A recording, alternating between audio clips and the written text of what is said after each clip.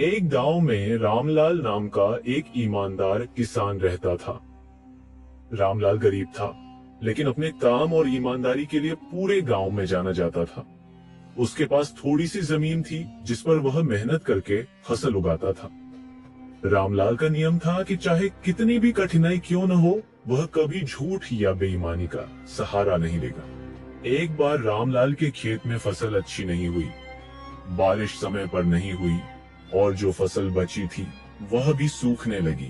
रामलाल को चिंता थी कि परिवार का पेट कैसे भरेगा।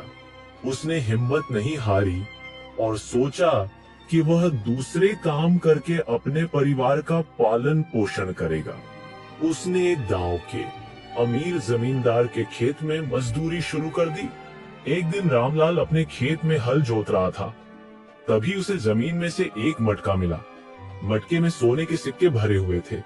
रामलाल ने मटका उठाया और कुछ देर तक सोचता रहा। वह समझ गया कि ये मटका किसी और का हो सकता है।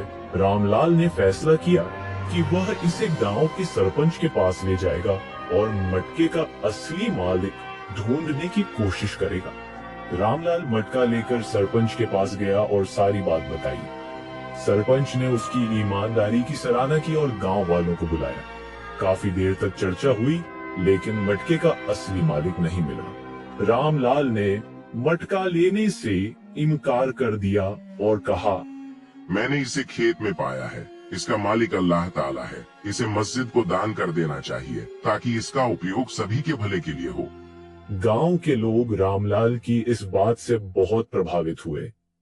उस दिन के बाद रामलाल की ईमानदारी और नेकदिली की चर्चा दूर दूर तक होने लगी। धीरे धीरे उसकी मेहनत रंग लाई और उसका खेत फिर से हरा भरा हो गया।